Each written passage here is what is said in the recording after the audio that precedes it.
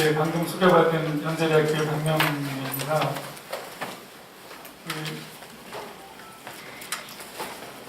전학대 원장님 말씀을 듣고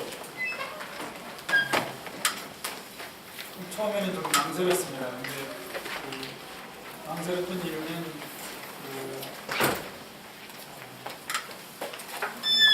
너무 큰 사건을 저희가 직면했기 때문에 어렵지 않을까 이런 생각을 했었는데 평소에 생각하는 거를 좀 여러분들하고 말씀을 나누고 같이 좀 코로나19 모색해야 볼 게 많아서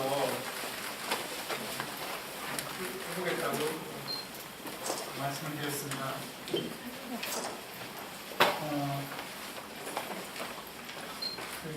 전에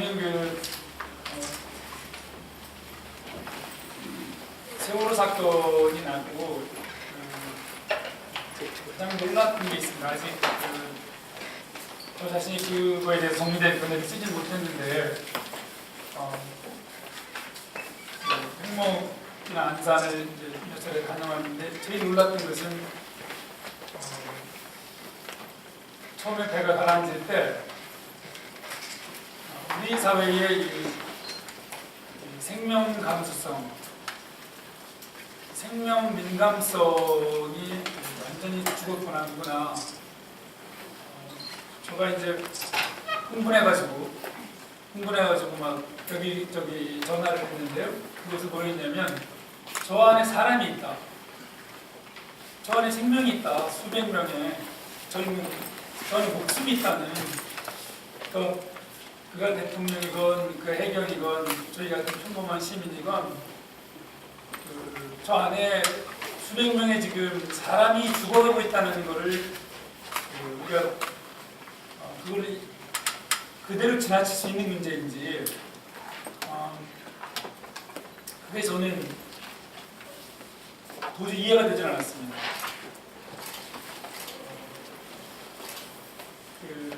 그날부터 한 보름 가까이를 하루에 한 끼를 많이 먹는 정도로 저는 그때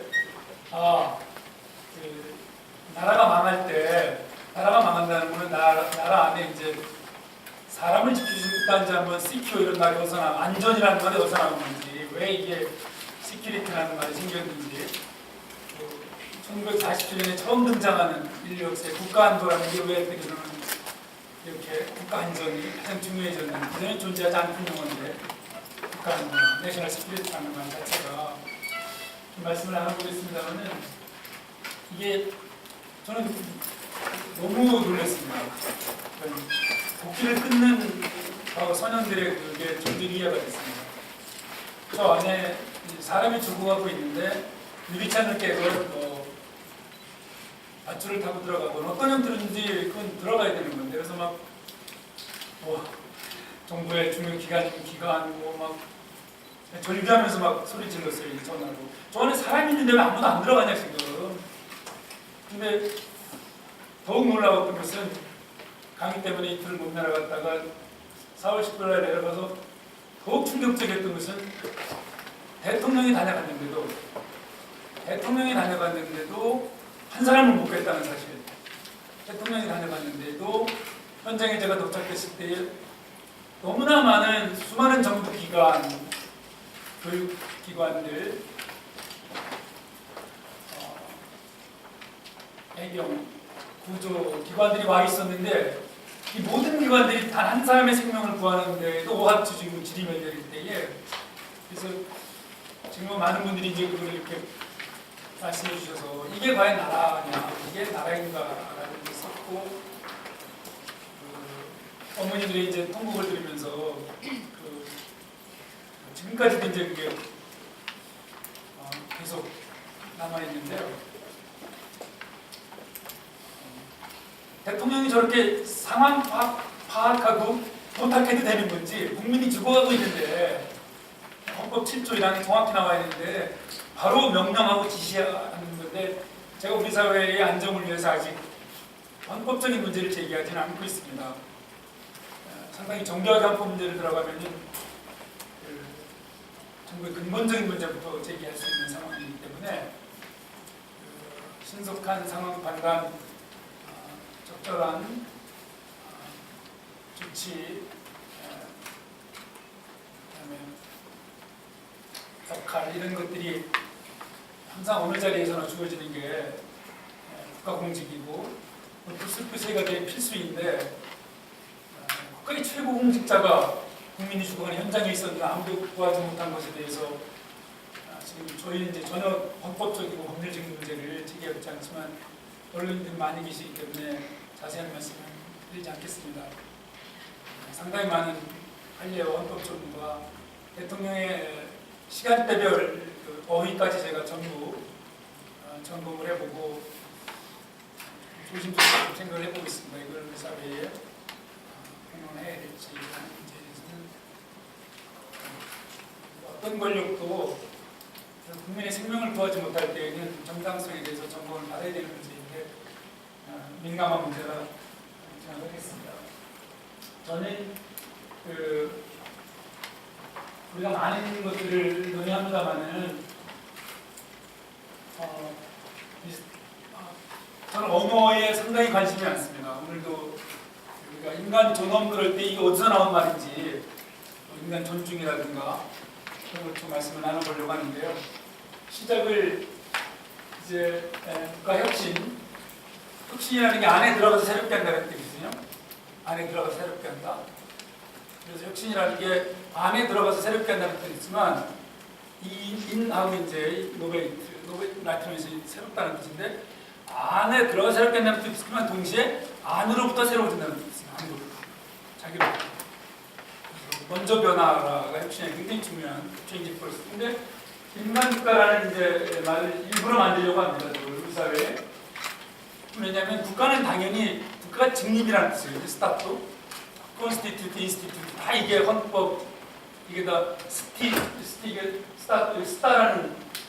스타레라는 게 직립하다라는 단어가 나오는데 그거는 권력이 직립하다는 뜻이 아니라 인간이 직립하다는 뜻이었어요. 원래 종교나 재물이나 교황 이런 것들이 인간들의 조직체로서 국가를 그래서 이제 거기서 스타레를 말해서 그러면 인간이 사실 필요 없는 건데 인간이 사라진 대한민국이라는 국가는 인간이 사라졌기 때문에 이제 인간을 붙여야지만 되는 국가는 당연히 그대로 출범할 때도 인간 공동체인데 이제는 그 인간을 붙이지 않으면 안 되고 인간이 사라진 그런 국가가 되었기 때문에 안으로부터 그 국가 혁신은 사실은 인간 혁신이고 개인 혁신이고 그걸 통해서 인간도 새로워지고 국가도 새로워지는 그런 인간 국가를 한번 건설해보자. 세월호 사건을 위한 가장 큰 충격은 사람 공동체인데 국가가 인간 공동체인데 나와 있습니다만은 GDP 세계 15위 무역 8위 수출 7위 저런 거는 뭐 아무것도 아니죠. 우리한테는 그렇죠. 저런 거는 전자정부 1위나 무선 인터넷 가입 수 1위나 스마트폰 1위나 조선 1위, 자동차 5위, 철강 2위. 철강은 여러 가지 기준이 있기 때문에 5위로 보는 것도 7위로 보는 것도 있고 석유화학 같은 거구나. 세계 첨단 산업 거의 1등에서 5등, 10등 안에 들어있는 그 기계지표, 기술지표, 산업지표는 가장 빨리 발전한 나라죠. 대한민국이 가장 빨리 발달한 나라인데 이것이 뭐냐면 인간하고는 아무 관계가 없는 거예요. 인간 자체가 아니에요. 소크라테스가 계속 강조하는 건 그냥 인간에 관계된 요인들이에요. 인간에 관계된 인간 외적인 요소들이에요. 나중에 이제 저희가 자살이나 저출산이나 남녀 임금 격차나 직계 존속살인 이런 걸 좀 말씀을 하는데 이거는 다 휴먼인데 인간에 관계된 지표는 말할 필요 없이 대한민국이 세계 최악, 내지는 OECD 최악이고 그것도 이번에 이제 한식년 1년 동안 프랑스랑 독일에서 강의했는데 그 프랑스나 독일학자들이 이런 공동체가 이게 유지가 가능하냐 이게 이런 지표가 이렇게 오래 가는데 너는 어떻게 이게 가능하냐? 네? 10대 재벌 빼면 한국 경제 성장 많이 나 있는 건 굉장히 오래된 거잖아요. 그러니까 이만물 이런 거뭐 정말 이거 계층별로나 성별로 나누면 뭐 만불 이하가 뭐 너무나 많죠 저희는 정말로 이거는 이따 말씀하는 걸 왜 자유가 평등이고 평등이 자유인가 하는 걸 말씀하는 건데 그래서 여기서 질문을 던져야 되는 게 그런 소크라테스가 말하는 인간은 관계된 조건을 죽어라고 발전시켜오면서 인간을 계속 죽였던 근데 이게 칸트가 마지막 저작을 이제 그 교육학 강론을 이제 강의하고 죽는데 거기에 이걸 똑같은 문제를 던져요. 칸트가 독일이 영국이랑 프랑스를 빨리 따라서 봤는데 이거 문제다. 근데 쓰지 못하고 죽어요. 건강약화돼서 쓰려고 강의록만 남아있어. 거기에서 국가의 발전이 국민의 불행과 병행하는 것은 이건 뭐예요? 국가의 발전이 휴먼 미저리 정확히 쓰고 있어요. 네? Present conditions of human being 현재 인간 조건이라는 것이 국가의 발전과 인간의 불행이 이게 같이 가면 사이먼테니스 리벨런테니스인데 이거를 우리가 어떻게 봐야 되냐? 그분이 오래 살아있었으면 천재였으니까 상당히 말씀은 한국인들이 굉장히 독특해서 다른 나라도 이랬던가 아직 저는 이제 근대 이전의 역사는 알지 못하니까 그 다른 나라도 그 당대의 기술 지표나 문명 지표에서 앞서갔는데 인간 지표에서 최악이었던 사례가 한국만으로 있었는가. 원래 이게 맨 뒤에 말씀을 나누기 전에 저희가 잘못 알고 있었던 게 있어요. 시빌리스, 키비타스 이게 도시화돼 도시라는 거는 형용사는 시민이라는 거죠. 그러니까 도시에 사는 시민, 시빌리스 다 시티즌, 시티 다 거기서 나오는 건데 키비타스 이게 시빌라이제이션은 깨우쳐서 밝게 한다는 거니까 뭐예요? 도시 안에 성벽 안에 있다가 이제 왜 성하고 법이 똑같은가 또 말씀을 드려야 돼요. 반드시 그래야 인간은 하나인가를 말씀을 나눌 수 있는데요. 성 안에 깨우쳐 밝은 사람들, 시민들이 성 밖으로 확장되는 것, 도시가 그게 문명화거든요. 그러니까 사실은 자유화예요. 평등화고 도시 안에 폴리스 안에 사람들이 자유인들이 전부 다 문명 밖에 노예나 야만인이나 여성이나 장애인이나 이방인이나 아동들 이런 여기 이제 나오는 호모 바바루스라고 했던 야만인들한테 호모만 인간적인 것처럼 해주는 게 문명한데 우리는 거꾸로 됐던 거예요.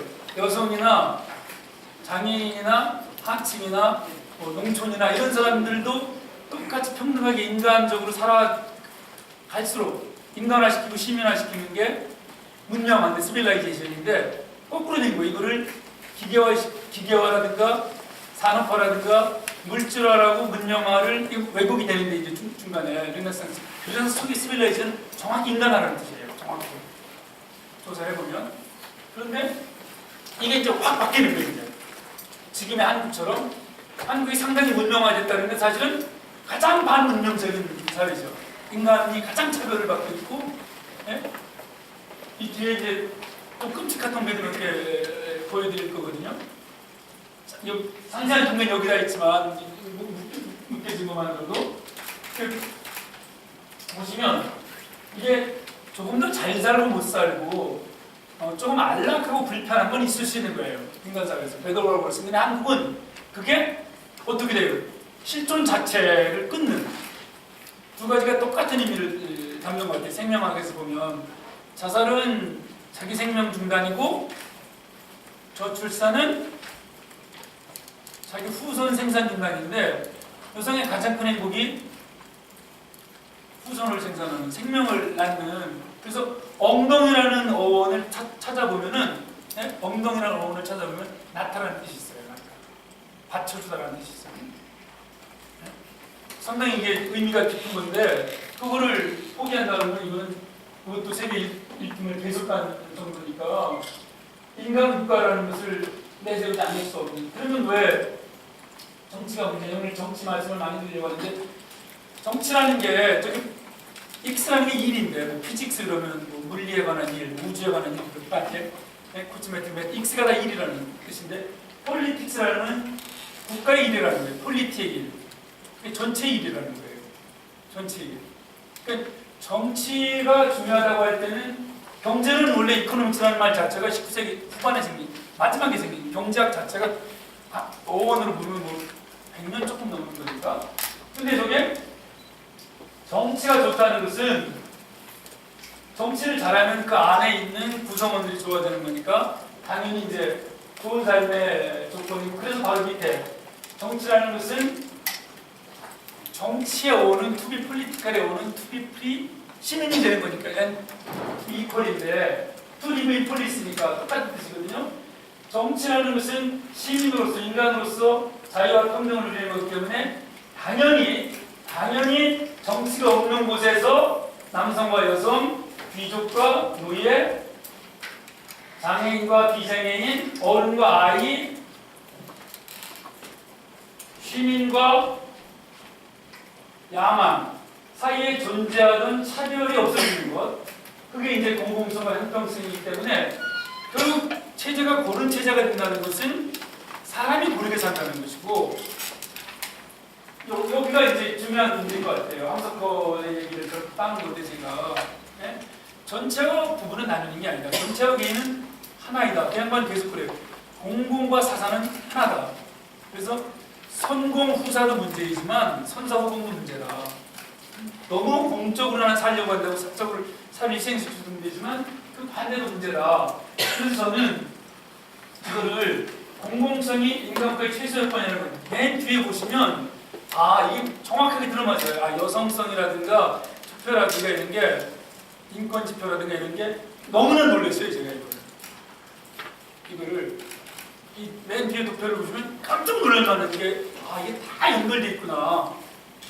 완전히 연결돼 있다는 걸 이제 이렇게 보여지는데, 그러면 앞에 스마트폰부터 포함해서 세계 1등 그렇게 많은데 공공지출, 복지, 평등, 세계 1등의 불평등국가니까 저희가 미국이고, 자살, 출산, 산업재해 압도적으로 세계 1등이죠. 숫자로 보면 비정규직 세계 1, 2, 3등, 자영업 세계 1, 2, 3등을 놓치는 적이 없고, 삶의 안전 이거, 나중에 임금 격차 이런 거, 학력별 임금 격차는 여기 자세히 시간 제약 때문에 말씀 못 드리면 역시 세계 1등이에요. OECD.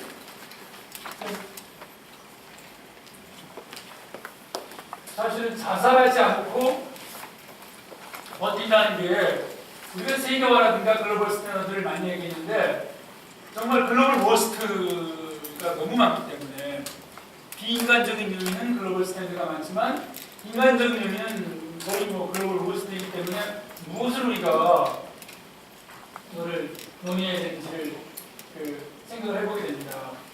그래서 저는 아까 제가 이거를 호모 콘디티오, 인간 조건의 문제가 인간에 관계되는 조건이 세계 최고인데 물질적으로 인간 신조는 세계 최악인, 이거를 어떻게 연결할 거냐, 저는 그게 정치의 역할이라고 생각합니다. 정치라는 게 무엇이냐면 개인과 전체를 연결하는 공적으로, 그게 바로 정치인데, 제가 핵목에서 가장 깊이 느꼈던 게 이겁니다.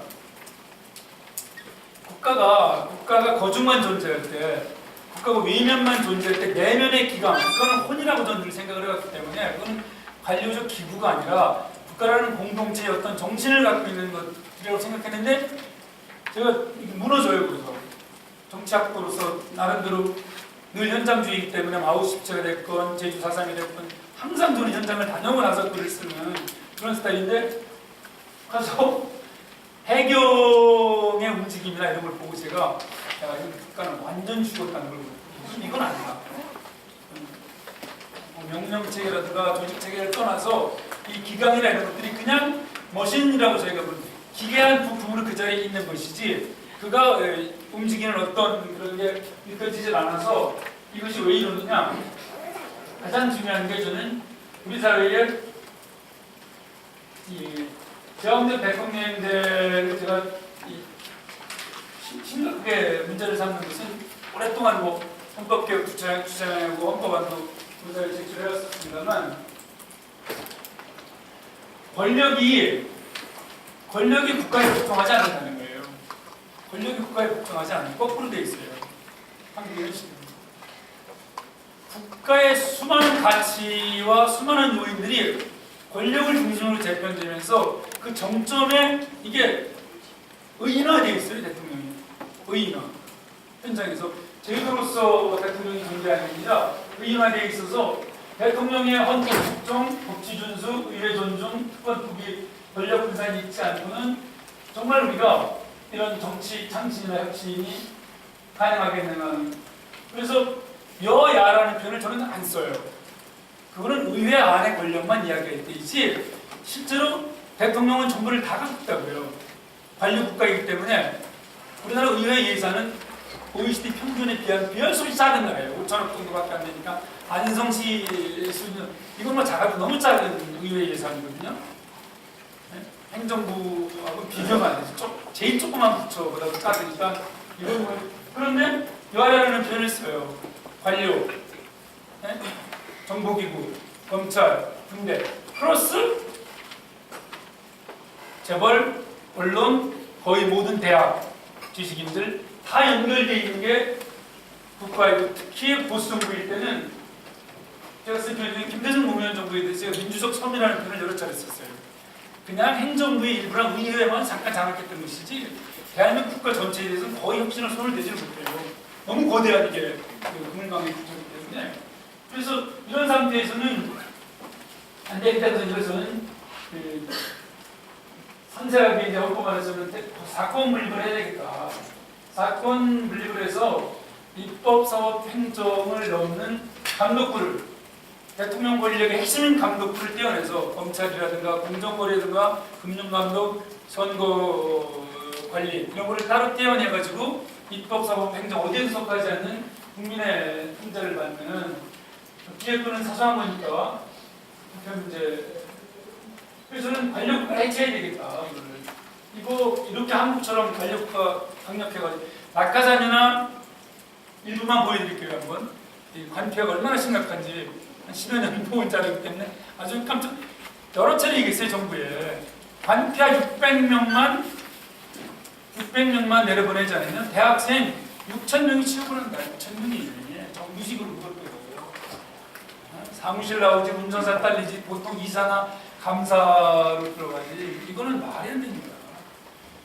이거는 정말로 이거는 그것도 공직에 있다가 민간직으로 가면서라든가 반대의 쌍방식민화는 청년 취업 아무리 해도 이것만 잡아먹기 얼마나 도대체 좋은 자리를. 그래서 저는 행정부를 쪼개지 않으면 한국에서 이제 막스 베버가 계속 독일을 보고 통탄하는 거거든요. 이 관력 관리가 어떻게 하느냐 이걸. 그래서 영국의 모델이다 하고 이제 독일 학생한테 막 상당히 강력히 비판을 받는데 아니다. 인민들이 모여서 토론을 해야지. 파리아멘터리가 말하라라는 데서 오는 거 아닙니까? 그러니까 말을 해야지. 저는 우리나라는 미국 그 헌법책이라든가 이런 데 보면 대통령제라는 말을 안 써요. 거의 우리나라에서는. 특히 초반에 프랭클이라든가 우리나라 헌법 만드는데 자문하는 사람들은 이걸 초대통령제. 이런 나라가 이거 킹이냐 뭐냐고 막 너무 대통령 권력이 세니까. 근데 지금은 뭐 이승만 때보다 더 세죠. 지금은 더 세요. 지금 헌법은 이승만 초기 48년 헌법보다. 저는 그 법치를 거의 부정하는 상태까지 다가가 있는 관료국가 이걸 혁명적으로 깨지 않으면 기강으로서 정신으로서의 국가는 살아나기 어렵겠다. 그냥 거대한 머신 기계로서 국가나 이런 거는 존재하는데 그건 아주 깜짝 놀랄 만한 게 감독기구가 피감기관으로 바로 취업을 해요. 그냥 이제 뭐 몇 년 늘리려고 하지만 저는 뭐 헛거라고 생각해요. 왜? 기가 막히게 조사를 해보면 예? 직접 받아들이지 않으면서 독립법인 만들어가지고 프로젝트 한 달이 건너서 주는 형태로 또 다 살려줘요. 또. 아주 정말 이렇게 한국에서 정착하려면 저희들이 그런 얘기하고 있습니다. 권력의 편에 쓰거나 아니면 우장국을 내놓게 해주는 거. 저런 걸 보면 너무 머리들이 좋아가지고 괜히 감사원, 검찰, 금융감독원의 공정거래위원회에서 바로 그냥 일반 회사로 회사 이름까지 좀 일부러 얘기를 해보겠습니다. 중앙 및 지방정부, 우리가 큰 정부라는 얘기를 늘 큰 신문과 보수학자, 저는 뭐 진보 보수도 아닙니다만 늘 재벌들이 많이 하죠. 우리나라처럼 작은 정부가 없죠. 중앙정부 예산이나 공무원 숫자를 국민 대비로 보면 일단 국회의원 숫자는 상세히 보여드리겠습니다만 말할 수 없이 작은 정부예요, 우리나라는. 실제로 OECD 전체를 보면 굉장히 작은 정부입니다. 보시다시피 그러니까 이 공공성이 얼마나 무너져 있는지라는 것을 부패 관료를 저걸 이제 저는 다산 읽고 마키아벨리 읽을 때 쌍방가벌성을 도입하자는 좀 불가능하다. 안 된다 저거는 뭐 비율을 아예 양형 비율을 맞추자고 제가 여러 차례 국회에서 강연하고 그럴 때 돈을 받은 사람이 뭐 6년형을 받으면 준 사람은 무조건 4년형.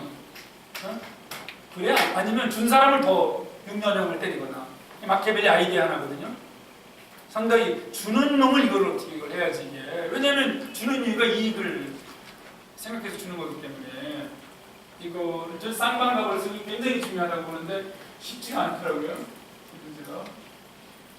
이게 뒤에 보시겠지만 우리나라 국회의원 세비는 1인당 GDP 대비 세계 최고예요.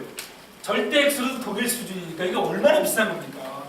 그래서 국회의원 세비 반값 잡을 때 글도 쓰고 뭐 이제 하다가 다시 돌아갔죠. 3분의 깍 자고 어느 다국이 됐더라. 의회 예산은 작은데 의회 세비가 의원 세비가 높다는 건 무슨 소리입니까? 저는 정책개발비나 인민복지양상연구를 안 쓴다는 거예요. 국회 예산은 거의 다 의원 세비로 들어가기 때문에 상당히 심각한 문제예요. 그래서 의회 규모를 저는 대폭 확장하자. 건국때도 의원 국민 시민 10만 명당 국회의원 한 명인데 박정희가 116명을 줄여봐. 지금 뭐 국회의원 300명이라는 건 전 세계로 너무너무 작은 국회예요. 아주 작은 국회예요.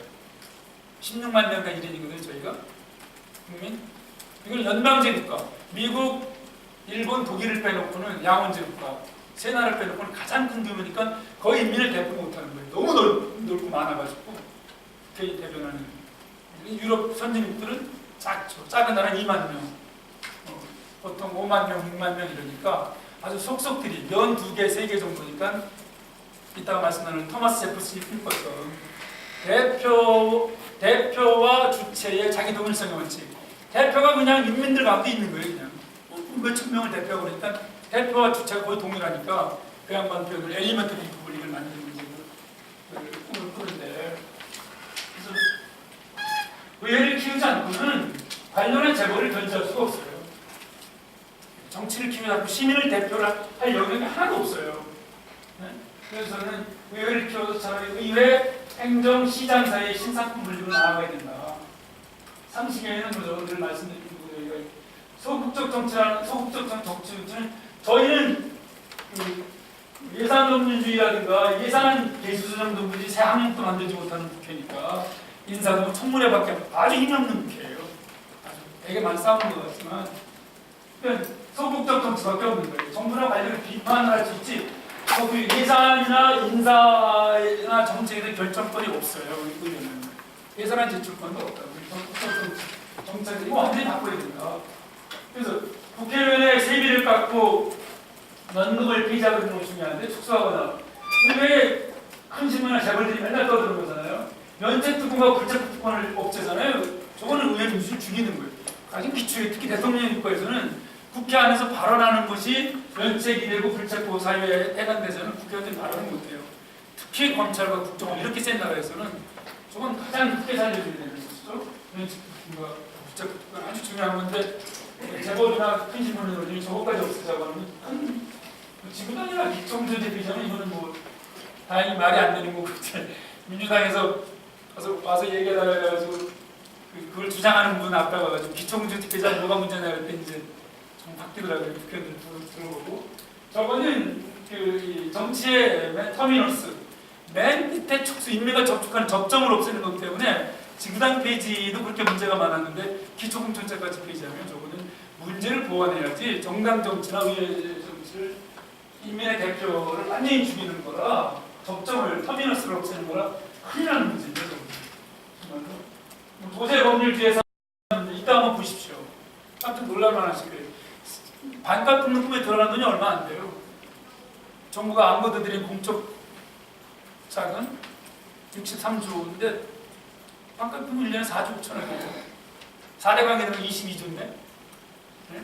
10대 재벌에 깎아주는 게 도대체 1년에 세금이 몇 조입니까? 작으면 3조, 많으면 9조를 그냥 깎아주는데 난리가 난다고. 그러니까 예산법률이 반드시 해야 되는 건데요. 조세를 사용하는 건데 일례 확대인 뒤에 한번 보시죠. 저는 국회에서 몇 번 국회의원으로 법을 만드는 데 참여해보면서 제가 법사위원회는 반드시 폐지해야겠다는 생각을 상당히 많이 하게 됐어요. 거기에 검사, 판사 출신들이 있기 때문에 너무 보수적이에요. 서민이나 노동이나 학생들 뭐 이런 게 저기 와서 늘 걸리고 반영이 안 될 것 같아서 법사위는 없이 그냥 코디피케이션 법 조문에 문제가 있냐 없냐는 거를 그냥 전문위원들이 검토하면 되지 왜 법사위원들이 지들이 뭔데 뭐 이게 법이 맞냐 안 맞냐 좀 없애줘야 되니까요. 이렇게 보면 안 반드시 없애줘야 되니까요. 그러잖아요. 판사나 검사가 너무 많은 다른 나라에 비해서 국회에서 너무 많은데 부패는 아까 쌍방가보서 말씀드렸고요. 이걸 우리나라를 시끄럽게 했던 자료 중에 하나인데 뒤에 보면 여성 공천 30% 지금 뭐 지난 국회 14.7% 이번 국회 15.7% 가안하고 짐바브웨 수준이거든요. 그러니까 섹스라는 단어가 굉장히 좋은 단어예요. 세코라는 단어에서 오는 건데 젠더보다 훨씬 좋은 단어인데 지금은 바뀌었죠. 페미니즘, 섹트, 세퍼레이트 똑같은 나누다 절반 평등이라는 뜻이에요. 섹스 19세기까지 평등 절반 이게 이제 성적인 의미로 바뀌면서 근데 절반은 그냥 국회의원 뭐 북한이나 뭐 이슬람 국가보다 훨씬 적죠. 여성 국회의원이 다 하나씩 넣을 수 있으니까 저는 여성 때뿐만 아니라 강용희 정부 직위 그래서 보수 정부지만 물어보더라고요. 박근혜 정부에 뭐 건의할 거 없냐. 좀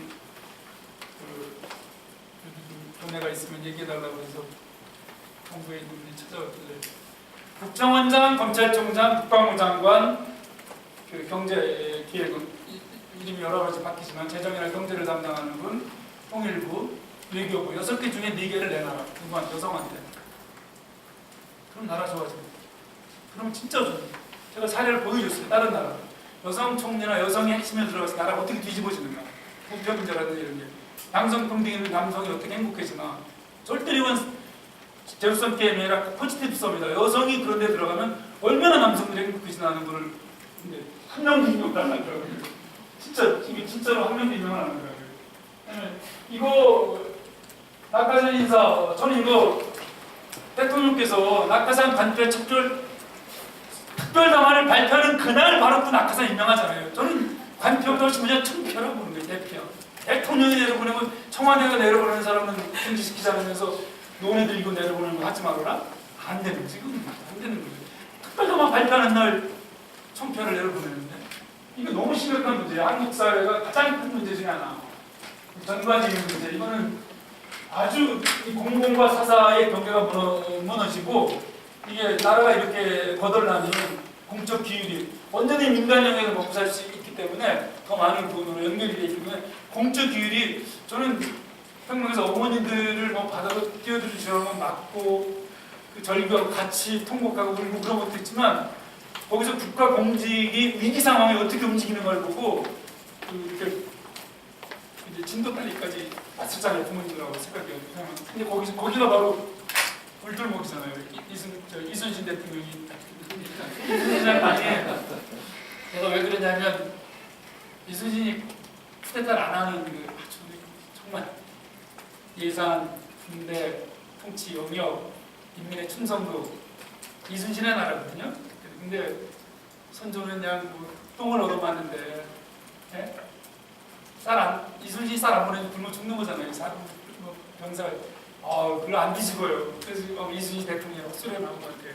근데 그런 양반들이 공직이라는 게 이게 병사들이 아프니까 예? 불량비 같은 게 부족하냐. 이순신이 이게 얼마나 이게 복통이 심해요. 위장병이 심해가지고 넘어올 정도로 아팠다고요. 진짜로. 근데 지금은 과연 공직에 그런 분들이 있는지 저는 완전히 거기서 이 과격한 편을 썼던 거예요. 신문 나라가 죽었다는 거를 정말 절감을 했어요. 공공부문이 공공 영역이 없어요. 기계적으로 그냥 공직인 것 뿐이지. 이거 책에서는 상세히 조사했습니다. 행정부와 국회, 지금 문제는 해양수산부 정도가 아니에요. 건설, 국토, 전자통신, 보험, 의료, 방송, 교육, 금융, 소재. 국민 세금으로 공직에 존재했던 사람들이 국민 세금으로 취득한 전문성을 공직의 시스템이 사실상의 배임 행위를 하는 거예요. 자기가 달짜리를 다 받아서. 저는 한국의 판사 중에 누가 노동자의 편에서 판결할지 상당히 의심돼요. 민면으로 가거나 민노총으로 각오하지 않는 한 큰 로펌이나 기업의 전관인으로 갈 생각을 하면 저는 어렵다고 봅니다. 정말 어렵다고 봅니다. 기업 편을 들지 않는 판사가. 네? 판사의 양심은 법치 밖에 있다. 로마 때 법원이에요. 네? 법 조문을 판사에게 읽을 뿐이지 법조문이 이 판사의 양심으로 들어가서 해석에 문제가 있기 때문에 네? 판사의 양심은 법치 밖에 있다. 그러니까 이게 상당히 이게 너무 심각해요. 이 집합통계를 조사를 해보니까 지방자치제를 저는 기초공화국 표현을 쓰는데요. 이거는 지방자치가 지방자치를 넘어서야 된다고 보는데 이게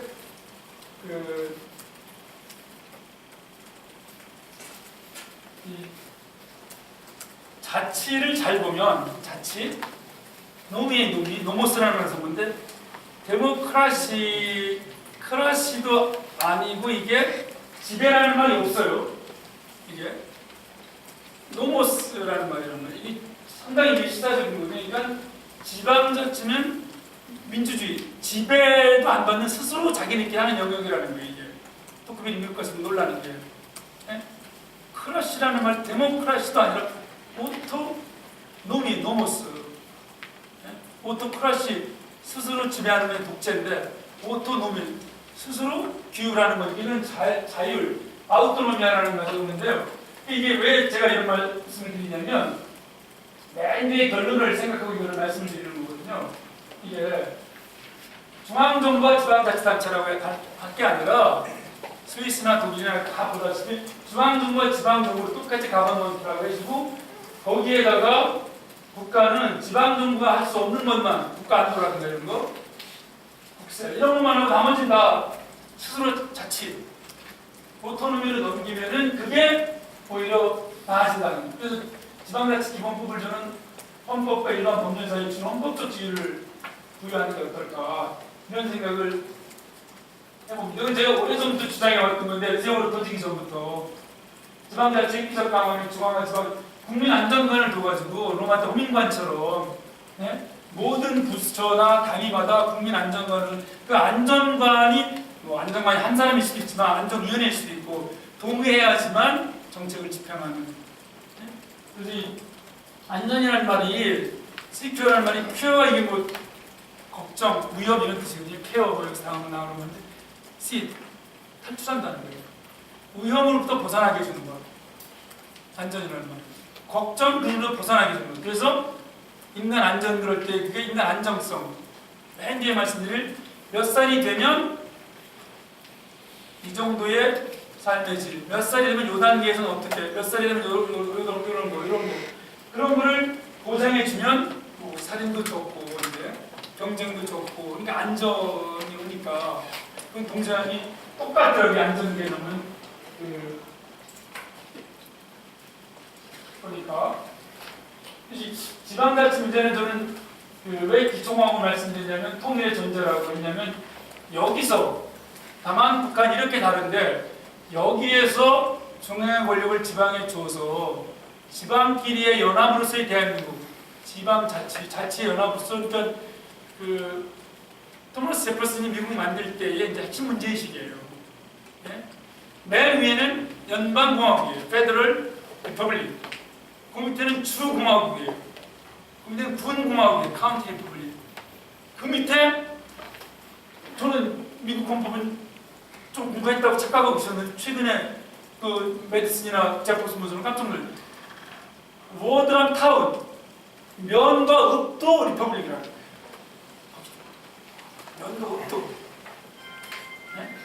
그리고 여기가 리퍼블릭일 때, 제퍼슨 이게 엘리먼터리 리퍼블릭일 때 여기서 인민들이 자치가 되고 평화로우면 이건 뭐 정말 그리스 로마 때 꿈꿨던 것들이잖아요. 다 자유공동체, 이따 말씀드린 노자가 하는 얘기 전부 작을수록 되면 가까운 사이에 볼수록 사랑스럽고 볼수록 자유롭고, 예?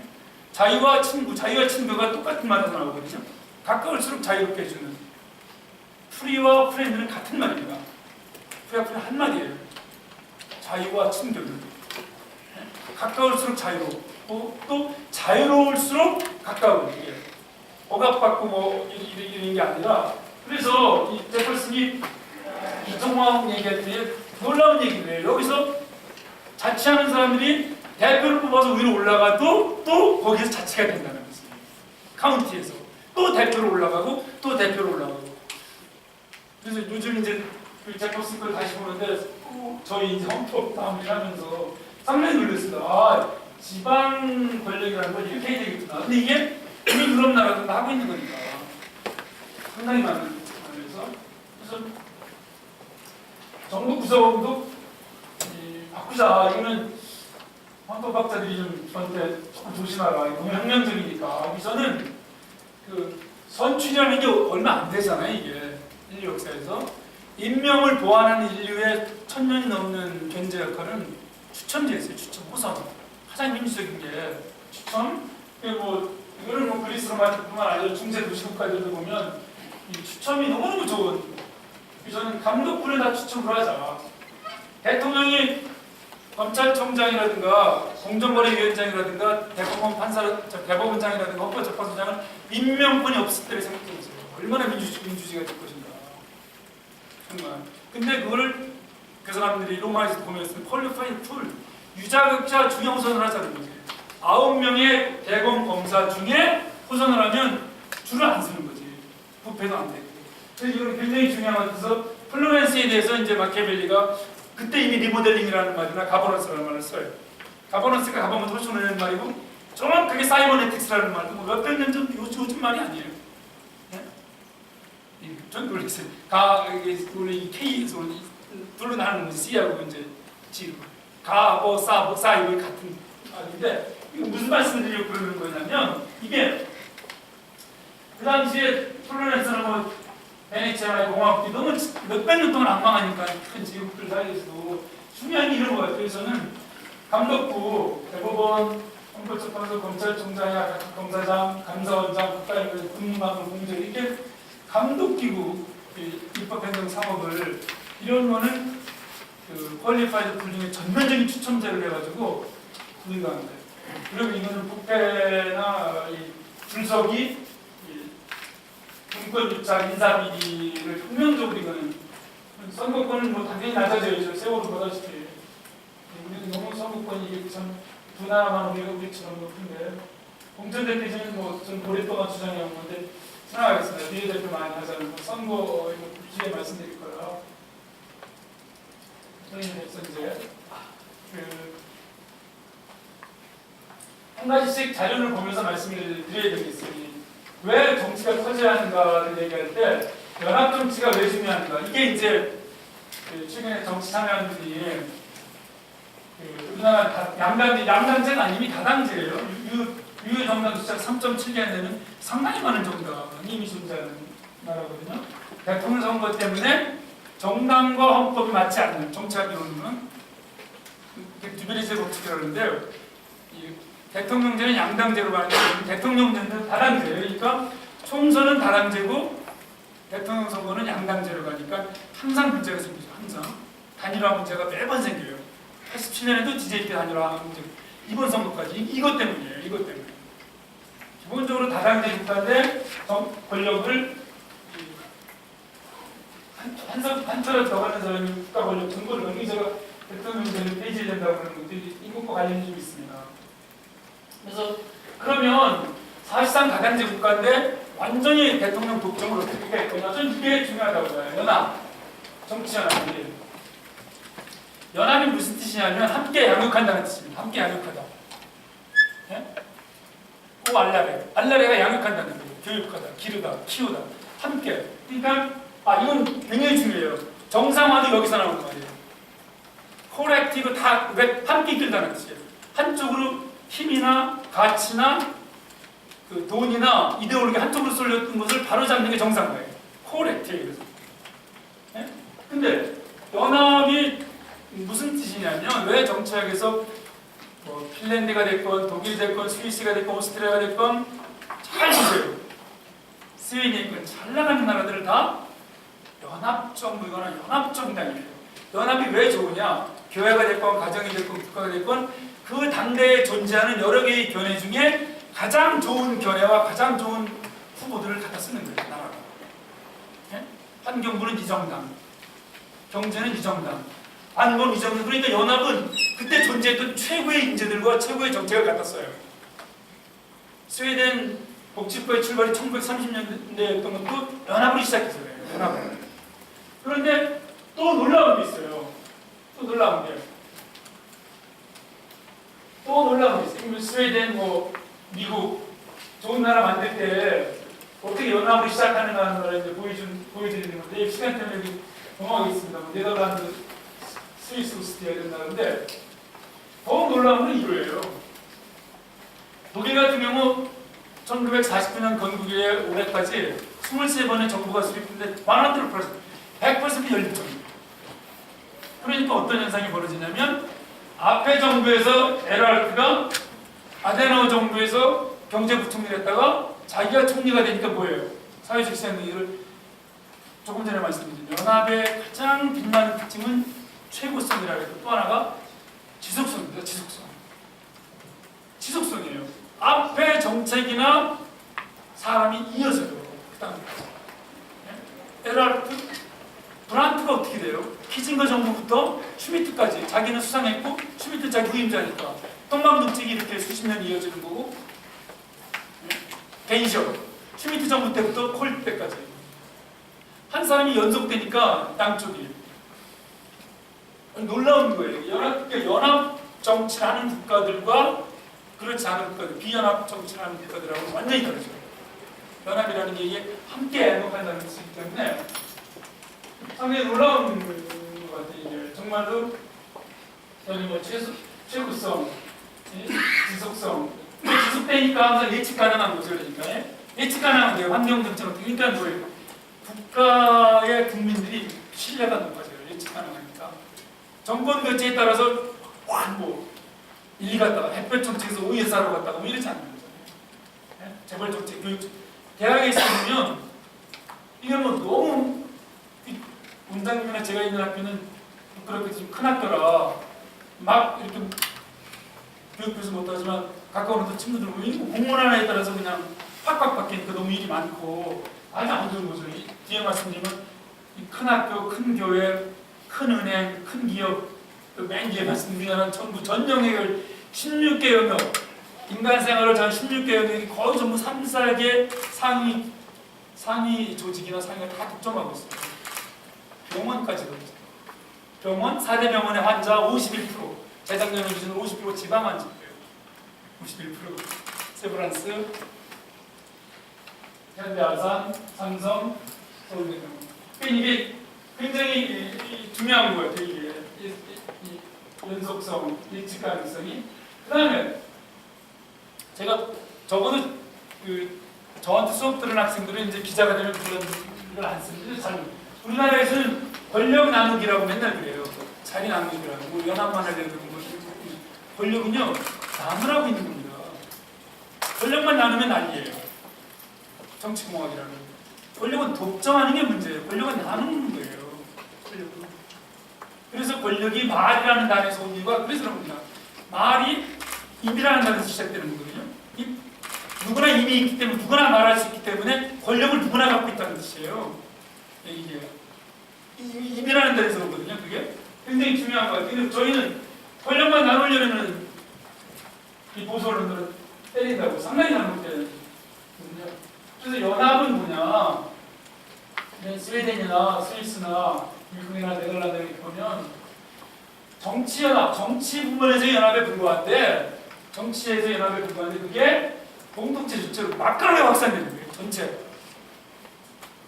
공존, 타협, 협약, country compromise, compromise 타협이라는 게 약속을 함께 한다는 거거든요. 약속은 앞서서 말한다는 거니까 굉장히 중요한 거예요. 이게 막강한 것 같아요, 진짜 사회 전체. 그다음에 인간 문제, 그때 정치연합은 경제, 교육, 복지 연합이니까 다른 생각이 들어가니까 교육도 독점을 못해요. 어느 한쪽이 보수면 보수면 예? 정부가 연합을 하니까 다 팽팽한 긴장이 일어나요. 다른데도 연합 시점에서 저희 이펙트 오브 콜리션이라고 하는데 모멘트 오브 콜리션 연합의 순간은 그때부터 바뀌어야 나라가 진짜 리더십 성격 인간 문제까지 이제 연결되는 거고 단기적으로 물론이지만 근데 연합에는 언제나 이게 하층의 포용과 연대 약자가 배제되는 거기 때문에 함께 행복한다고 할 때는 한쪽의 큰 쪽이 약한 쪽을 같이 가는 그런 의미가 있는 거니까 그래서 저는 제가 한번 신간회를 만들어 보자 우리가 21세기 신간회 인간 국가 연합이 됐든지 독재연합이 됐든지 통일연합이 됐든지 통일국가 연합 왜냐하면 남한의 통일 대박 좋습니다. 그런데 남한의 조금 생각이 다른 세력도 종북으로 몰면서 여기는 종북인데 약간 비판하는 중고등 통일 비판은 빨갱이하고 통일하겠다? 원조 북계랑 그거를 포용하자라는 쪽은 종북이라고 몰아치면 이거는 뭐예요? 사기지 사기. 통일 상업주의죠. 있을 수가 없는 거지. 이거 논리학적으로 혐용 모순이잖아요. 논리학에서 말하는 존재 불가능한 거지.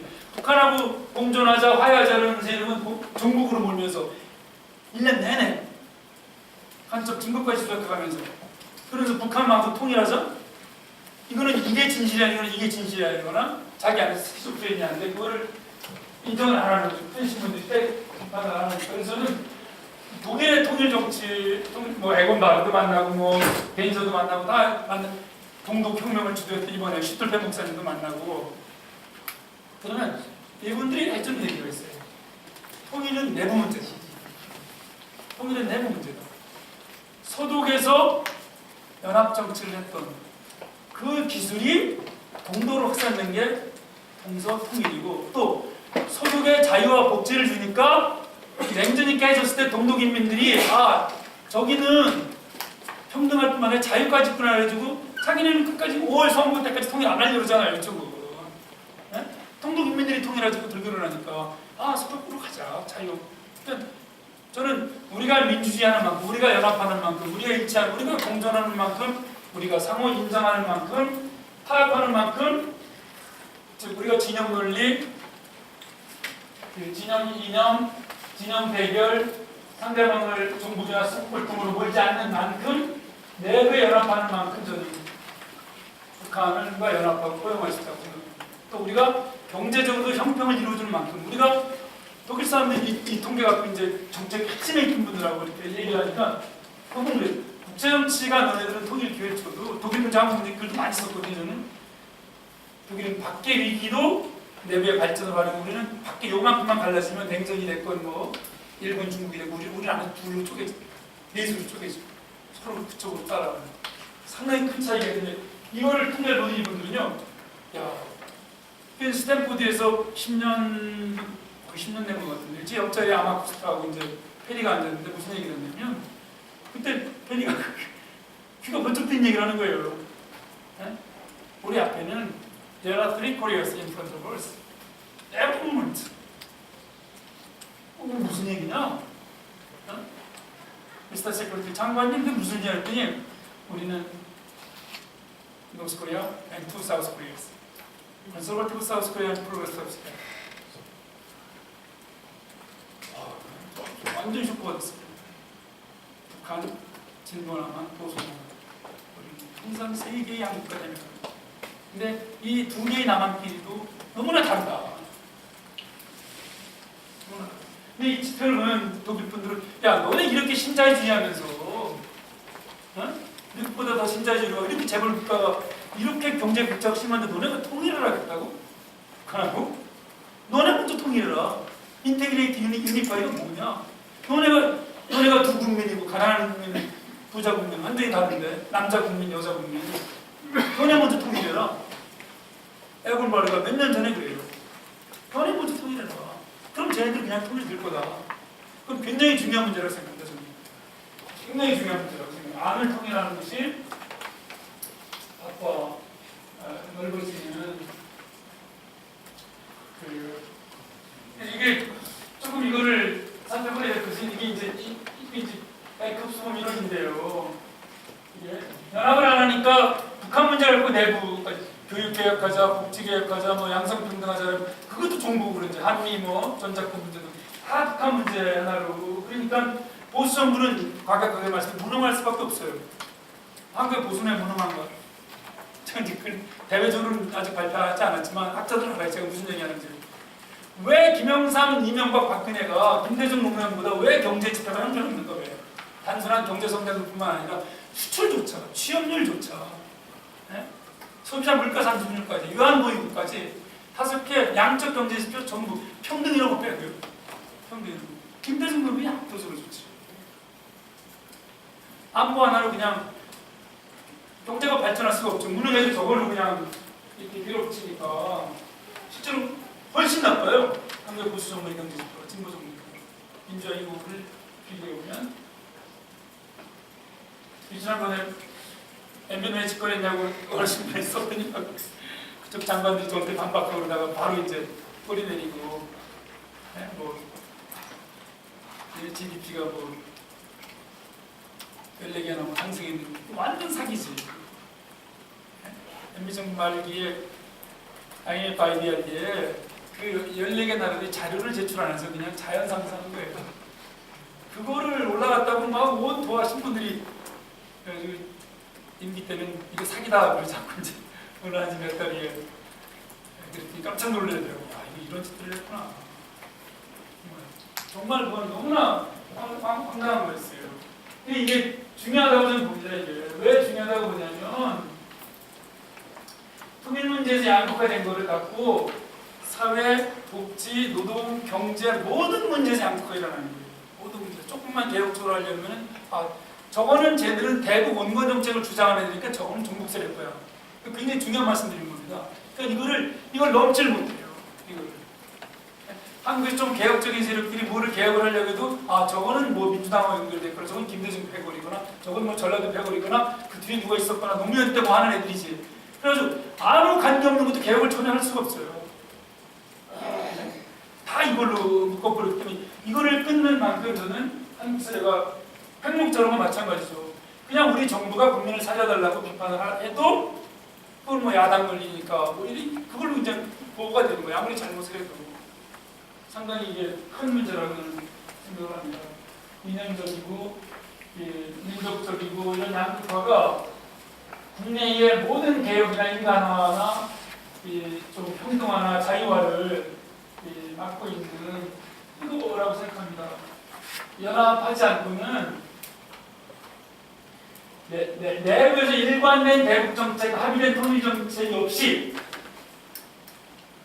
과연 북한이 급변했다고 온다고 한들 그거는 그대로 존재하고 그거대로 국제 논리로 풀려갈 수 있어요. 북한 문제로, 한반도 문제가 아니고 특히 남한 문제가 아니고 이거는 좀 중요한 문제 같아요. 네? 저는 북한 급변 사태에 대해서 상당히 디테일한 6.25를 좀 공부를 했기 때문에 북한이 유일하게 망했던 사례가 그때였기 때문에 그때 미국, 중국, 남한, 북한이 어떻게 쓰는지 비밀 자료 갖고 상당히 방대하게 우리 정부하고 유엔에 내고 있었는데요. 북한 급변 사태에 대해서. 근데 어떻든지 간에 북한 문제 때문에라도 남남 합의 이걸 굉장히 중요하다. 뭐 다른 건 만약에 우리가 80일 이후를 본다면 개혁을 좀 하려고 했다면 어떻게 합니까? 단 한 번도 단독 집권이 없잖아요. DJ도 JP랑 연대했고 그래도 아주 얼마나 이 보수가 막강한 나라입니까? 사실은 노무현 정부 빼놓고는 전부 박정희의 나라예요. 박정희 나라이거나 박정희 정부의 박정희는 18년 집권의 끝날 포함해서 23년이고 전두환과 노태우는 박정희 2기 정부고 DJ 때는 JP가 들어가 있고 MB 때는 박근혜가 또 2인자고 사실상. 그러니까 이거는 독일에서 비스마르크의 영향은 논의하지 말자는 얘기를 해요. 왜인지 아세요? 너무 크니까. 역사적으로. 독일 역사의 역사적인 비스마르크의 영향은 논의하지 말자. 너무 크니까. 안 영향적. 저는 박정희의 영향은 어디까지인지 알 수가 없어요, 진짜. 너무 커가지고. 이거를 보면 도면적 빼놓고는 한 15분이나 10분. 자, 이거 한번 보십시오, 이제. 이거 쭉 지나가서 의회가 우리가 얼마나 작은가. 이런 걸 보시면 이제 룩셈부르크가 저기 보시다시피 이 작아도 뭐 이게 너무너무 작은 나라들 이렇게 이제 쫙 한번 보시면 조금 쇼크를 받으실 이게 오스트리아 같은 데가 이제 의원 1인당 인구 숫자가 34,000명 16만 명 좋은 나라들 한번 보십시오. 벨기에 48,000명 캐나다 8만 명 편이죠. 독일 연방이고 양한제 12만 3천 명. 근데도 우리보다 작아요. 놀라운 숫자입니다. 일본하고 미국만 우리가 크다겠지. 멕시코하고 멕시코랑 비슷하죠. 작아도 너무 작아요. 15,000명 이런 나라들도 있으니까. 네덜란드 뭐 7만 3천 명. 우리나라 국회의원 900명 돼야 된다고 제가 오랫동안 주장해왔는데요. 노르웨이 2만 5천 명. 뉴질랜드 3만 9천 명. 덴마크 3만 명. 아이슬란드 작아서 예배예요. 5,000명. 단원제국가 평균 5만 2천 명. 우리나라 3분의 1. OECD 평균 다 미국까지 포함해서 미국이 너무 이제 작게 그래서 저렇게 보시죠. 강사님 그런 나라는 인구가 작잖아요. 좀만 들어보세요. 아이슬란드 30만밖에 안 돼요. 조금만 들어보세요. 전체 규모와 관계없다는 거 뒤에 말씀드릴 테니까. 네. 예. 자, 평균. 자, 대한민국 16만 2천 명이에요. 양원제 국가 평균이 11만 명, 단원제 국가 평균이 60명. 지금 선생님 말씀하고는 정반대죠, 그렇죠? 아, 이것도 우리나라 분단 국가예요. 분단 국가하고 통일 국가하고 똑같이 비교합니까? 우리 박 선생님의 그 기본 전제가 잘못되어 있어요. 저는 강사로서 계속 진행할 때 이의 제기하시면 나가시라고 합니다. 아이, 말할게. 네. 여기 보세요. 선생님 말씀은 정반대잖아요, 그렇죠? 단원제 국가 평균 6만 2천 명이에요. OECD 국가 평균이 9만 7천 명. 그래서 말씀하신 아이슬란드하고 룩셈부르크 워낙 작으니까 빼고 워낙 많은 미국, 일본, 멕시코를 빼면 6만 4천 명. 저게 이제 학자들이 말하는 국자와 국을 빼는 극단적인 투이 엑스트림을 뺄 때 6만 4천 명이 보통 그리고 막 OECD에 들어온 동유럽 국가를 제외한 유럽을 보면 5만 1천 명. 이게 비례적 리저널 하는 터키 제외한 유럽 5만 명이고 그래서 한국은 그러면 779명에서 997명. 그 밑에 보시면 이렇게 아까 그거는 이제 그래프를 안 되는 겁니다. 1인당 숫자를. 여기 정반대로 이제 인구 대비 기존 이석수가 한국에 어떻게 바뀌어야 되나는 거를 이걸 보여드리면 이제 이쪽에 앞에 그 통계를 갖고 이걸 짜본 거예요. 우리나라. 이렇게 제일 많은 게 이제 990명, 또는 997명부터 가장 적어도 440명, 가장 큰 나라를 기준으로 해도 우리나라 299명이나 선택명단은 많이 늘어나야 되는 그거를 좀 놀라실 텐데 이거 보세요. 이건 셈입니다. 이거 제가 모으다가 그 나라 화폐 단위로 할 수가 없고 몰라가지고 너무 어려우니까 다 자기네 나라 언어로 돼 있어. 이제 마인츠 대학에서 이쪽으로 공부하는 유학생한테 부탁을 했더니 자 그거 지금 조사하고 있다. 그래서 제가 이런 거 훨씬 상세하게 그걸 이제 그분 거를 인용하겠다고 허락을 받아서 이거 처음에 박사 논문을 쓰는 이쪽으로 그래서 이게 좀 놀라실 거예요. 현지 화폐 매달 기준까지 연봉 1인당 GDP 대비 연봉까지. 그러니까 요거만은 봐주십시오. 1인당 GDP 대비 연봉이 스페인이 1.6배, 포르투갈이 1.3배, 덴마크 1.65배, 국회의원들이 노르웨이 1.2배, 국회의원 출마하려고 생기는 힘들어요. 국민 1인당 국민소득이 11,000불이면, 10,000불이면 국회의원들은 11,000불밖에 안 주는 거예요. 노르웨이나 저 스웨덴 같은 경우는 지금 기업 출마를 잘 안 하니 1.73, 스위스 1.5, 핀란드 2.14. 교사 대우 강화하자. 이 통계 보세요. 우리나라 교사도 세계 2등으로 올라오는 많아요.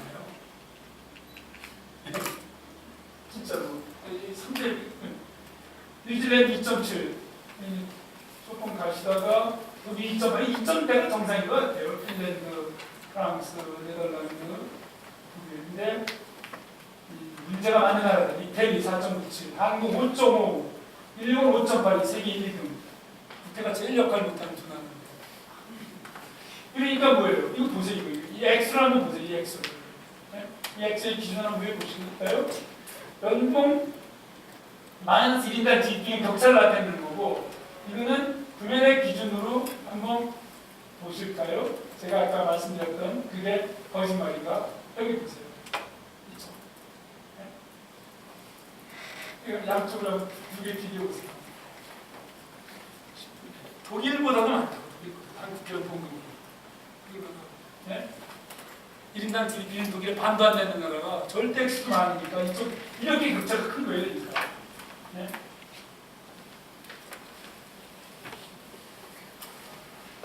여기 빼겠습니다.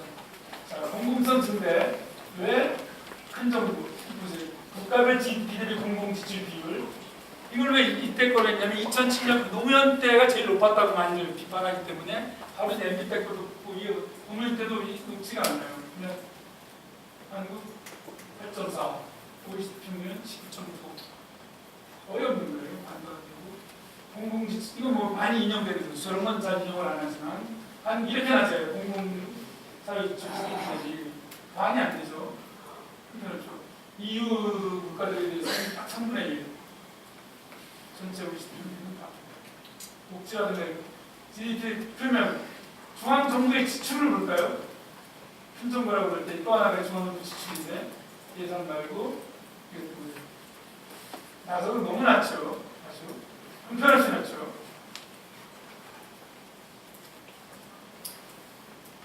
고용 비중을 볼까요? 정확히 공무원 많다고 비판하는 분들 굉장히 많거든요. 노르웨이는 고용의 3분의 1이 공무원이에요. 다 좋은 나라들. 노르웨이, 핀란드, 문제예요. 우리나라 보실까요? 5.7%. 5.7%.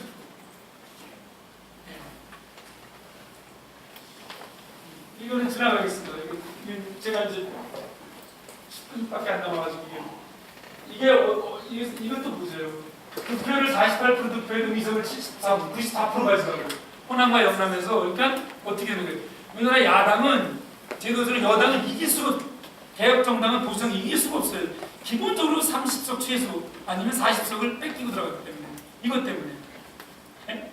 득표라고 하면 이거 비례대표로 바로 잡아야 되거든요. 의석 격차가 항상 30석, 40석 기본 떨어지는 거예요. 기본 이것 때문이에요. 50% 득표해도 94% 가져가니까. 50% 득표. 우리나라 축구니까. 또 이거는 여러 차례 저희가 주장하는 35% 득표하고 100% 권력을 행사하는 대통령제가 30% 득표하면 30% 권력을 행사해야 되잖아요. 선거 시대는 더 낫지. 이거 보세요. MB가 최고 500만 격차로 당선됐다고요?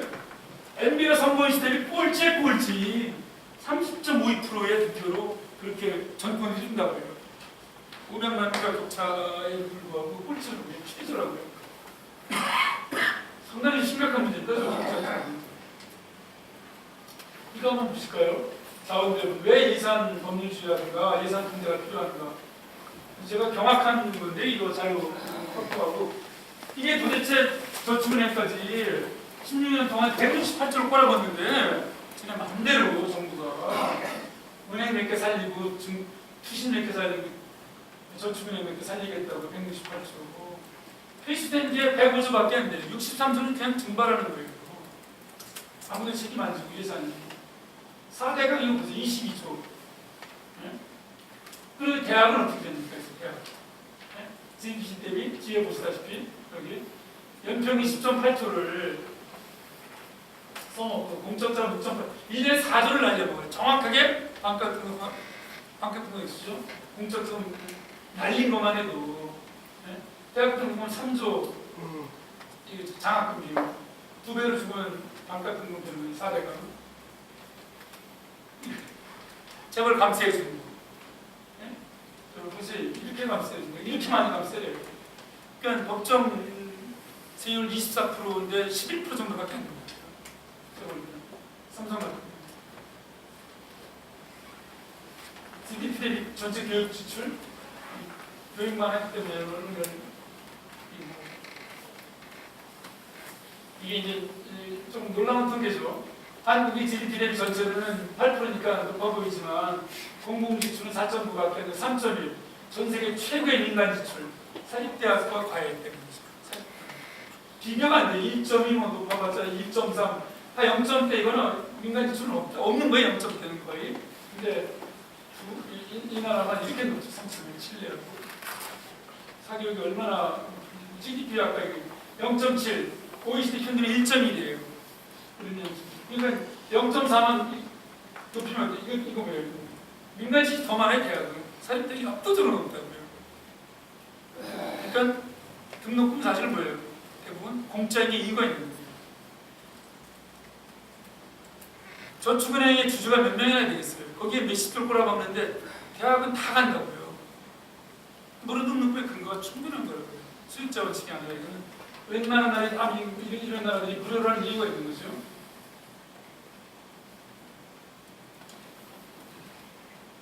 GDP 교육 지출 완전 꼴찌한 게 민간 부담이 세계 최고. 모든 지표에서 교육은 이게 이제 사건 분립 감독부를 딱 독립시켜가지고 하는 집행부 또 대통령을 지금의 권력에 절반 이하로 확 줄여서 가장 중요한 대통령 권력을 국민한테 돌려주는 이렇게 되지 않고는 어떤 인간 여성 관리직 물론 꼴찌 요거만 보여드리겠습니다. 여성 다 꼴찌 여성 국민입니다. 이슬람 국가보다 더 낫죠. 여성 의원 비율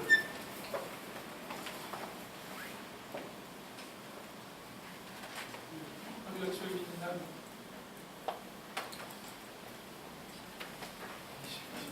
네, 여기 있습니다.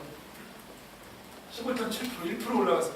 30% 공천하라고 난리 쳤는데 1% 올라갔습니다. 우리랑 같은 수준에 있는 나라. 짐바브웨, 가봉, 부르키나파소, 북한.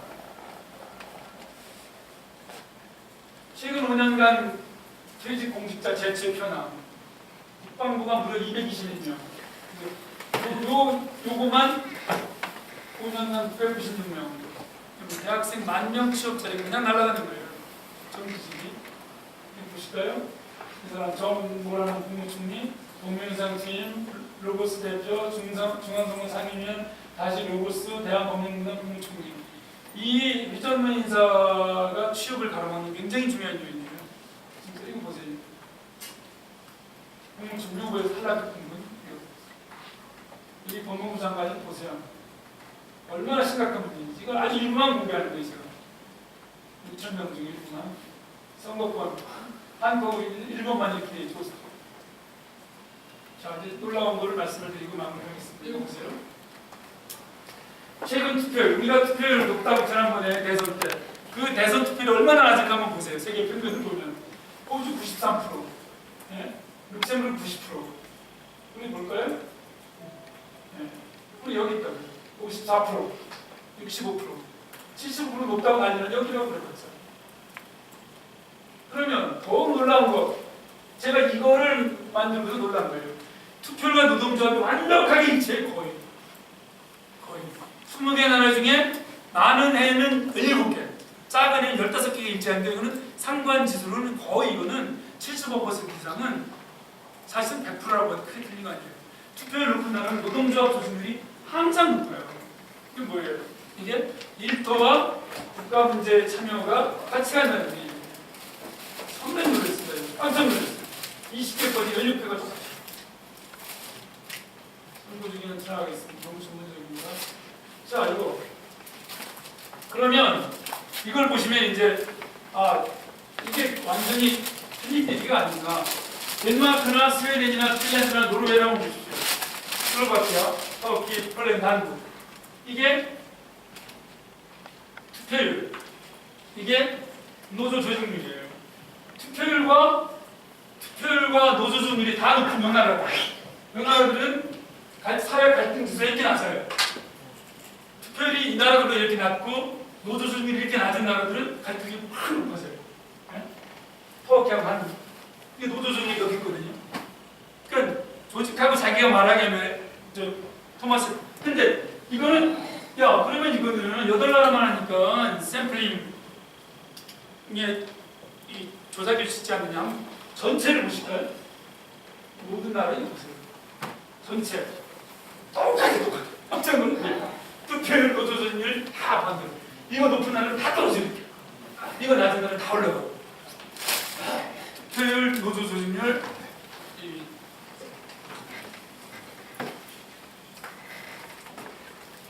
마지막 말씀을 드리겠습니다. 그러면 이게 연결되어 있는 거를 제가 이게 벡터를 못 해가지고 시골에 있다가 이제 그냥 저기 해서 갖고 왔는데 여기 있었으면 상당히 저희 조교를 이쁘게 잘해요. 연결 벡터를 연결시켜요. 이거 보십시오. 벡터를 어떻게 연결시키냐면 출산율 10만 명의 자살자 수, 10만 명 교통사고 사망, 산업재해 사망, 비정규직률, 여성 원한 척도가 벡터를 딱 입체 공간에 집어넣잖아요. 놀랄 정도로 아까 75% 정도 일치해요. 여기서 컴퓨터를 그 친구들을 잘하니까 땅 때리기 전에는 지가 딱 찾아가요. 쫙 홀로그램처럼 쫙쫙 일치해요. 그러니까 놀랍더라고요. 이거 보실까요 밑에? 하나, 둘, 셋, 넷, 다섯, 여섯. 여성 원할 수도 하나만 집어넣는데 이런 휴먼 디그너티 인덱스에서 보세요. 한국은 다 꼴찌 아닌 꼴찌로 둘째예요. 다 여기 와 있다고요. 여기 한국 있는 나라 중에 이건 꼴찌예요. 이것도 꼴찌. 자살, 저출산 꼴찌잖아요. 10만 명은 꼴찌. 여기도 꼴찌였어. 여기는 꼴찌로 셋째. 꼴찌로 셋째.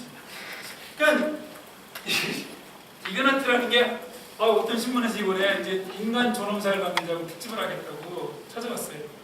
하지만 너희들이 하는 짓이 인간 존엄이 아니기 때문에 디그너트라는 디그너스라는 말을 썼거든요. 이 디그너스가 뭐냐면 적절한 알맞은 진로예요. 인간을 인간한테 알맞게 신으로 대하지도 말고 인위로 대하지도 말고 이 디그너스라는 말 보고서는 받아들인다는 거예요. 그가 노예건 그가 여성이건 장애인이건 인간으로 받아들여가. 그러면 존엄이다. 존중해주는 거예요. 데크라는 말이 억셉트라는 뜻이더라고요. 어원의 어원, 어근. 근데 이거는 보면 이거는 여성은 인간이 아니에요. 실제로 한 거고. 굉장히 심각해야 돼요. 이거는 이 뒤에 하나 더 보시면 통할 수표를 다 굵지 저렇게. 네? 세 번째. 그럼 저게 이게 손지는 이쪽에 몇 개 더 있는데 잘려나는데 이게 저 도표의 공공지출 비율, 의회 규모, 최근 투표율, 노조 조직률, 여성 관리자 지출 비율, 여성 투표율 비율, 그리고 이 뒤에 두 개가 더 있는데요. 그러면 이걸로 사회 갈등 지수까지 이 7개 선생님 보면 어떻게 되냐면 또 똑같아요. 또 네? 참 한국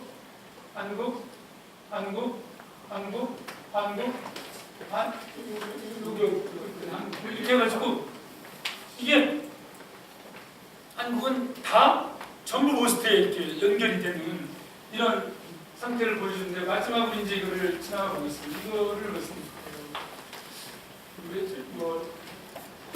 이제 제2대 매주에 투표하는 뭐 2, 3, 4 이거 매주는 중간이라고 했으면 태상하지 유지는 노자 15%인데 최상은 가장 좋은 정치는 정치가 있는지조차 모르는 거예요. 하지 있는 것조차 모르는 정치다. 두 번째 정치는 정치를 존경하는 좋은 정치. 세 번째 정치는 정치를 두려워하는. 네 번째 정치를 경멸하는. 물론 임금이라는 그런 쓰지만 그게 이제 소국감이 나라가 작고 국민이 적어서 아까 바로 이 제퍼슨이 얘기했던 그래 연방 있어라. 대한민국 있으라는 거예요. 근데 실제 인간 공동체의 중요한 것들은 지금은 뭐 아파트 아래 위치도 모르는데 서로 교류하고 너희끼리 결정하고 그런 기초공화국 소국관이 그리스 사람은 이소노미아 저걸 저희는 이제 법 앞에 평등이라고 번역하는데 제가 저걸 라틴어 공부할 때 봤어요. 저걸 왜 법 앞에 평등이라고 완전 외국이에요. 원래 뜻은 법 안에 평등. 법 안에 평등이에요. 법 앞에 평등이라는 것은 법 이전의 불평등을 인정하는 거거든요. 그래서 이 그리스 폴리스 안에서는 법 안에 너희들 똑같다 이거예요. 그래서 원래 뜻은 법 안에 평등이더라고요. 법 앞에 평등이 아니고 시민법만 이렇게. 그래서 이거를 마지막으로 말씀을 드린 게 이거예요. 자, 사람이 외적이 특별하게 17에 취직을 하건 여기 상대에 해놨어요. 우리나라 건강보험공단에 들어가 있는 모든 노동자는 다 집어넣어가지고. 근데 여기 공개를 안 하는 건데 뭐냐면 17에 취직을 하거나 21살에 취직을 하거나 대학원을 졸업하고 뭐 31살에 취직을 하거나 35살에 취직을 하거나 1930년대 스웨덴 친구들이나 40년대 독일 친구들이 뭐를 고민을 하냐면요. 어프로치메이션, 생애 전체 받는 임금, 생애 전체 하는 노동시간, 생애 전체 내는 세금, 생애 전체 받을 연금 하나 더까지 하는 여가 시간까지 하는 사람이 있는데 우리나라 건 조사를 해봤어요. 이거를 비슷하게 맞춰놔가지고 반드시 박터지게 대학 안 가도 물론 능력에 따라 더 받을지만 아주 어프로치메이트하게 해놓으니까 기가 막히게 잘 가야 되는 거예요. 이 사람들이 기가 막히게. 그래서 이거 한번 보십시오. 한국과 독일 이제 양쪽에 국제노동기구랑 그 양쪽 걸 보니까 섬세한 통계는 생략하겠습니다. 다 검색해서 만드는 건데 이거 보세요. 이렇게 차이가 이렇게. 파란 거는 거의 차이가 없어요. 거의 파란 거는 네? 의사를 100으로 했을 때 웨이터나 요리사가 이거 보세요. 이거 보시죠. 웨이터가 30이 넘어요. 의사를 100으로 하면. 요리사도 거의 40에 육박하고 이게 완만 곡선이에요. 한국은 제품 조리본이나 여기는 다 그래요. 20대 이하예요. 임금격차가 이렇게 심각하더라고요. 근데 이거는 그래도 나은 거예요. 이거는 이 다음을 보시면 이렇게 무서워요. 진짜로 사람이 아니에요. 저는 이렇게 된다고 이렇게. 이 노란 게 한국이고 파란 게 독일인데 웨이터를 100으로 나눴어요. 웨이터를 100으로. 웨이터를 그럼 요리사 독일은 훨씬 안만하지. 가장 못 사는 사람을 기준으로 봤을 때. 근데 한국은 가장 못 사는 사람을 기준으로 해서 어떻게 해요? 이거는 일려가지고 대학원을 가거나 판사가 되거나 CEO가 되면 이거는 뭐 비교가 안 돼. 그러니까 여기다가 전관 이유가 있으니까 이거는 사람이 아니고요. 그러면 한국이 저 정도인데 한번 보세요. 두 나라만 보여드리겠습니다. 두 나라만. 이게 스웨덴 이제 홈페이지. 스웨덴. 네? 스웨덴 의사가 100이어도 가장 최고급 관료 장관들이 140밖에 안 되고 의사가 100일 때 가장 못 사는 사람이 이 나라는 거의 40대의 높대까지 점원부터 순찰원까지 큰 차이가 없어요. 근데 여기서도 충격을 안 받으실 거예요. 네? 여기서도. 이렇게 완만해요. 한국은 완전 수직인데 이거 보세요. 마지막 말씀입니다. 노르웨이 노르웨이 이런다고. 진짜 사람이 사람다고 그래요. 저 사람들이 인간으로 받아들이자. 저 사람들 아이가 있고 여자도 따뜻한 마음이 있고 노예도. 그러니까 이 나라를 보면 100을 기준으로 네? 정보통신원을 이건 100으로 제가 잡은 거거든요. 그러면 가장 못 사는 사람도 50이 넘어요. 그리고 가장 못 사는 사람과 가장 잘 사는 사람의 임금격차가 겨우 2배. 겨우. 제가 시간 때문에 우리나라 시간대, 이거 집중별만 살짝 보여준 건데 시간대별까지 하면 저희는 2.14배입니다. 상상을 초월하는 극차가 벌어지거든요.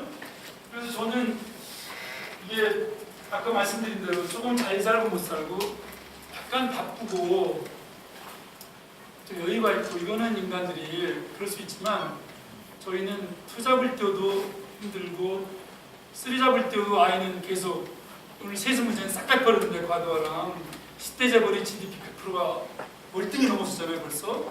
그래서 할아버지의 부동산 유문화 거주지가 아버지와 엄마의 직업이 아이들한테 연결되는 게 교육학 쪽에서 연구 과목은 너무나 높아가지고 정말 그것 많이 조사를 해봤는데요. 조금 저희가 인간은 똑같고 그래야지만 조금 이 여유가 있고 몇 살 때 되면 좀 아이들이 여행 다닐 수 있게 하는 문제를 만들 수 있지 않을까.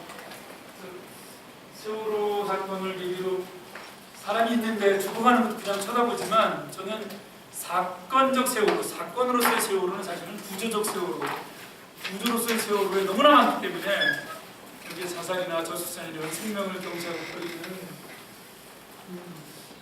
아까 원장님께서 말씀하셨지만 세월호 사건을 계기로 저희가 같이 사는 그런 공동체로 나아갔으면 어떨까 싶습니다. 긴 발표 주셔서 감사합니다.